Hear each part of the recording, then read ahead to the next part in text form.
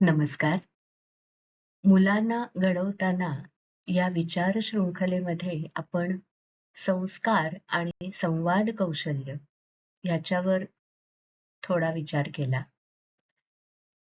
याच विचार शृंखलेमध्ये मुलांच्या आणि पालकांच्या महत्वाकांक्षा हा एक अविभाज्य घटक ठरतो. त्याच्यावर विचार चाललेला असतानाच YouTubeवर मला मनोविकास तज्ञ डॉक्टर आनंद नाडकर्णी आणि रीमा सदाशिव अमरापूरकर यांच्या ओ रे मनवा हे 4 भाग चर्चेचे मिळाले आणि महत्वाकांक्षा ह्या विषयावरती खूप सुंदर चर्चा आहे. त्यातले काही मुद्दे संक्षिप्तपणे आपण ह्या भागात बघू आणि त्यावर माझाही काही विचार होत होता. महत्वाकांक्षा आणि मुलांना घडवणं, तर ते आपण पुढच्या भागामध्ये बघू. ह्या भागामध्ये मी जे बोलले ते पूर्णपणे त्या 4 त्यांच्या YouTubeवरच्या भागांचा एक गोषवारा आहे. थँक यू डॉक्टर आनंद आणि रीमा. महत्वाकांक्षा म्हणजे मला काय आणि कसं करायला व्हायला आवडेल. महत्वाकांक्षा म्हणजे काय? तर मला काय करायला आणि कसं करायला आवडेल. असं जेव्हा विचारलं जातं तेव्हा बहुतांशी प्रत्येक जण आपण आपली वैयक्तिक महत्वाकांक्षा सांगतो. मला अमुक करायला आवडेल, मला अमुक व्हायला आवडेल. आणि मग पर्यायाने त्या महत्वाकांक्षा कुटुंबासाठी किंवा समाजासाठी पण असू शकतात. की मला खूप पैसे कमवायचे जेणेकरून मी माझ्या कुटुंबाला सुखी ठेवू शकेन किंवा मला अमुक सामाजिक कार्य करायचंय जेणेकरून माझा प्रदेश जो आहे तो अधिक सुफळ संपूर्ण संपन्न होईल. आता एखादी इच्छा ही महत्वाकांक्षा आहे हे कशावरून कळतं? की प्रत्येक जण आपल्या आयुष्याच्या टप्प्यावर अनेक इच्छा बोलून दाखवत असतो. त्यातली कुठची इच्छा ही महत्वाकांक्षा आहे? तर इच्छेचा कालावधी, किती काळपर्यंत ती इच्छा तुमची जागृत आहे, त्या इच्छेची तीव्रता, किती तीव्रपणे, किती स्ट्रॉंगली तुम्हाला ती गोष्ट करायची आहे आणि ती पूर्ण होण्यासाठी स्वतःहून उचलली गेलेली पावलं. त्यासाठी लागणाऱ्या कष्टात वाटणारा आनंद आणि त्या आनंदाचे दीर्घकाळ सातत्य, की सुरुवात म्हणजे आरंभशूर खूप असतात. पण ते तुम्हाला किती काळ ती तुमची पॅशन आहे, की हे मला करायचंच आहे. मध्ये येणाऱ्या अनंत अडचणींना तोंड देत, त्या पार करत किंवा त्यांना बगल देत आपल्या मनात जे आहे ते साध्य करण्याप्रत आपल्याला स्वतःला नेण्याची तीव्रता आणि त्याचं सातत्य. याच्यावरून ती फक्त इच्छा होती, एक मशरूम सारखं मनात काहीतरी आलं होतं, का ती खरंच आपल्या जीवाची महत्वाकांक्षा आहे, याचं मापन करता येतं. जी वारंवार बदलते, आज एक वाटतंय उद्या दुसरं वाटेल किंवा ज्याविषयी व्यक्तीच्या मनात संदिग्धता असते, की मला खरंच करायचंय का? मला खरंच एवढं करायचंय का? मला खरंच बाकी सगळ्या गोष्टींना मुरड घालून माझे इतर प्लेजर्स कॉम्प्रोमाइज करून करायचंय का? आणि ज्यासाठी एखाद्याला दुसऱ्या कोणाला तरी अमुक कर म्हणून तगादा लावावा लागतो. जसं मुलं जेव्हा म्हणतात, की मला अमुक स्पर्धा परीक्षा क्रॅक करायची किंवा मला 10वीत चांगले मार्क मिळवायचे किंवा मला क्रिकेटर व्हायचंय आणि मग जर का आईला उठवायला लागत असेल आणि आईला किंवा बाबांना सांगायला लागत असेल, की अभ्यासाला बस, तर मग ती त्याची महत्वाकांक्षा नाहीये. आणि जे करत असताना आपल्याला मनसोक्त आनंद मिळत नाही. आपण करायचं म्हणून करतोय ती महत्वाकांक्षा असूच शकत नाही. जे करताना आपण रात्रंदिवस झोकून देऊ शकतो. आपल्याला कधीही कंटाळा नसतो ती गोष्ट करण्याचा. आणि ज्याची काठिण्य पातळी वाढली, की सुरुवातीला माणूस करतो. हळू-हळू कुठल्याही क्षेत्रामध्ये तुम्ही जेव्हा एखादी गोष्ट साध्य करायला जाता, तेव्हा त्याची काठिण्य पातळी वाढणारच आहे. ती काठिण्य पातळी वाढली, की मनुष्य कंटाळणं किंवा ढेपाळणं हे जर असेल, की जी वारंवार बदलते, ज्याविषयी व्यक्तीमध्ये संदिग्धता आहे, ज्याच्यासाठी दुसऱ्याला तगादा लावावा लागतो, जे करताना आनंद मिळत नाही आणि ज्याची काठिण्य पातळी वाढली, की माणूस कंटाळतो किंवा ढेपाळतो, ती महत्वाकांक्षा असू शकत नाही. या सगळ्यातून जी तावून सुलाखून निघाली ती व्यक्तीची महत्वाकांक्षा असू शकते. आता महत्वाकांक्षेचे टप्पे कोणते कोणते? पहिली म्हणजे भौतिक महत्वाकांक्षा, की साधारणपणे आपल्या जीवनशैली विषयक आपल्या ज्या इच्छा महत्वाकांक्षा, की मला चांगलं जगायला, माझी जी चांगलं जगण्याची व्याख्या ती व्यक्ती नुसार बदलत असते. व्यक्तीच्या आर्थिक स्तरावरती अवलंबून आहे, व्यक्तीच्या मानसिक स्तरावरती अवलंबून आहे, व्यक्तीच्या कौटुंबिक मानसिकतेवरती अवलंबून आहे. पण मला चांगलं जगायला हे एवढं एवढं लागतं. एवढी संपत्ती, या सुखसोयी, राहण्याच्या या प्राथमिक गरजा त्या मिळवणं ही म्हणजे आपली भौतिक महत्वाकांक्षा ठरते.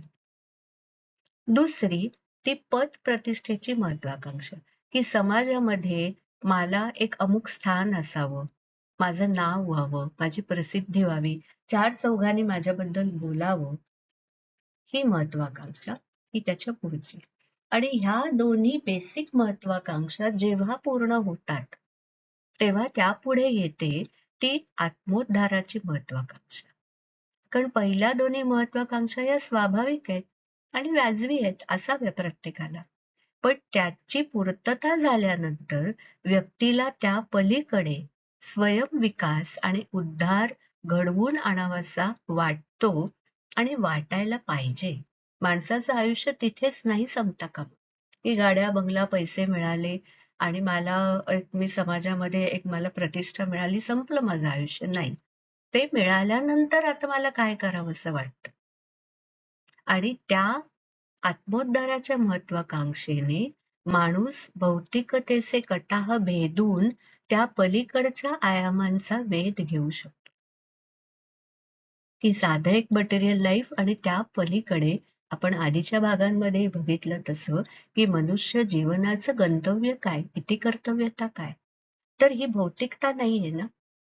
त्यामुळे त्या पलीकडच्या गोष्टींचा आपल्याला वेध घेणं, त्या पलीकडच्या गोष्टींविषयी आपण विचार करणं आणि स्वतःमध्ये त्या महत्वाकांक्षा जागृत करणं.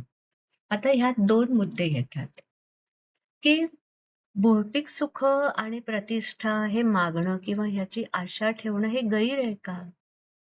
तर गैर नाही. अगदीच जे खरंच अवलिया साधू संत आहेत ते याच्या पलीकडे असतात, त्यांना काही फरक पडत नाही. की ते किती अत्यंत आपल्या दृष्टीने गरिबीत ते त्यांच्या मस्तीत असतात. त्यांना काही फरक पडत नाही आजूबाजूच्या परिस्थितीने. पण बाकी सामान्य माणसांनी एक अमुक लाईफस्टाईल राहणीमानाची इच्छा धरणं, थोडं नाव प्रतिष्ठेची इच्छा धरणं यात गैर काही नाही. पण ती मिळालेली प्रतिष्ठा आणि ते मिळालेली भौतिक सुख त्याचा उपयोग ती व्यक्ती कसा करते, त्यावर त्या प्रतिष्ठेचं मूल्य ठरतं.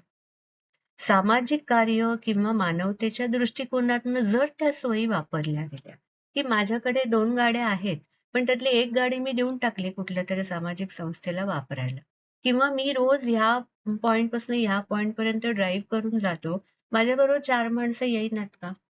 तर आपल्याला मिळालेल्या भौतिक सुखाचा वापर आपण कसा करतोय? मग त्यासाठी आपल्याला ते भौतिक सुख त्यागायची गरज नाही. की आत्मोद्धार करायचा असला तर पहिल्या दोन आपल्याला ज्या महत्वाकांक्षा आपल्या ज्या सिद्ध झालेत त्या सोडायच्यात का? संन्यास घ्यायचाय का? तर नाही. त्या सहजतेने वापरून त्याच्याविषयी विशेष बाऊ पण नाही आणि विशेष अवडंबर पण न करता त्याचा वापर आपण कसा करतो? एखादी प्रसिद्ध व्यक्ती आहे, तिने तिचं नाव एखाद्या सामाजिक उपक्रमाचा पुरस्कार करायला वापरलं. की कोणीतरी मोठे सिनेमातले हिरो हिरोईन आहेत किंवा आपले हे खेळाडू आहेत, ते जेव्हा सांगतात की पोलिओ डोस घ्या, तेव्हा लोक ते ज्या याने ऐकतील ना, तिथे त्यांनी त्यांच्या पद प्रतिष्ठेचा एक चांगला वापर केला. मग असे न पण त्यांची ती पद प्रतिष्ठा आणि त्याचा तो वापर केल्याने ती प्रतिष्ठा जात नाही, उलट अजून वाढ.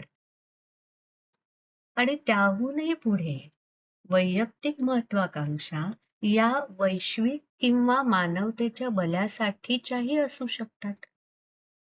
एखाद्या मोठ्या उपक्रमाचा भाग म्हणजे एखाद्या व्यक्तीची वैयक्तिक महत्वाकांक्षा असू शकते. की जसं एखादी व्यक्ती एखाद्या सामाजिक संघटनेला जोडून घेते, मग त्या संघटनेद्वारे अनेक उपक्रम राबवले जातात. मुलांना शिकवण्याचा, स्वच्छतेचा. तर माझी महत्वाकांक्षा जर माझ्या भागामध्ये खूप स्वच्छता आणावी ही असेल, तर त्या संपूर्ण कडीचा मी एक भाग होतो. आणि मग त्या महत्वाकांक्षेचं महत्व, त्याची उदात्तता कैक पटीने वाढते. आणि मग मी जर सेलिब्रिटी असेन आणि मी जर का एखाद्या क्लिनलीनेस ड्राईव्ह मध्ये भाग घेतला, तर माझ्यामुळे हजारो लोक त्यात भाग घेतात. म्हणजे त्याचं मूल्य माझ्या महत्वाकांक्षेचं किती वाढलं. अजून एक खूप महत्वाचा मुद्दा मला स्पर्शून गेला ह्या पूर्ण चर्चेतला, की पहिल्या दोन महत्वाकांक्षा सीमित असतात, असाव्यात. म्हणजे माझी भौतिक महत्वाकांक्षा, मला राहायला काय लागतं, अमुक अमुक घर लागतं, अमुक अमुक वाहन लागतं, अमुक अमुक घरात सुखसोयी लागतात. मग त्या सुखसोयीनी सज्ज एक घर माझ्याकडे आहे. तर मग मी अजून दुसरं बांधीन, मग तिसरं बांधीन, मग गावाकडे बांधीन, मग परदेशात बांधीन. म्हणजे ह्या भौतिक महत्वाकांक्षा ज्या सीमित असतात, खरं म्हणजे की एका वेळी माणूस एकाच जागी राहतो. त्या भौतिक महत्वाकांक्षांचा परीघ व्यक्ती जेवढा कमी ठेवेल, तेवढा आत्मविकासाच्या महत्वाकांक्षाचा परीघ वाढतो. की समाधान ज्या माणसाला लवकर होतं ना, तो त्याच्या पलीकडे जाऊन स्वतःची उन्नती, आत्मोन्नती करण्याची त्याला इच्छा लवकर होईल. आणि ज्याच्या भौतिक महत्वाकांक्षा संपत नाहीत, की अजून हे मिळालं, आता अजून ते मिळवू दे, मग अजून आता ही पोस्ट मिळाली, मग आता त्याच्यावरची मिळू दे, मग त्याच्यावरची मिळू दे. तर मग आत्मोन्नतीकडे तो जात नाही ना लवकर, इथेच घिरट्या घालत बसतो. तर हा एक खूप महत्वाचा मुद्दा चर्चेला गेला. मला आवडला तो. आता आपण आपल्या मूळ विषयाकडे येऊया, की मुलांच्या महत्वाकांक्षा कशा मापाव्या. आपला आत्ता जो विषय चाललाय, की मुलांना घडवताना मुलांच्या महत्वाकांक्षा हा एक मोठा ऍस्पेक्ट आहे त्यातला, की मुलांना काहीतरी करावं वाटत असतं.